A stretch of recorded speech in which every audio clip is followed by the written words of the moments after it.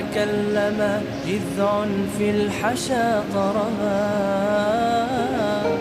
وحين من زاح بدر لا غشاء له، تورق الصبح في كفي وانتصبا.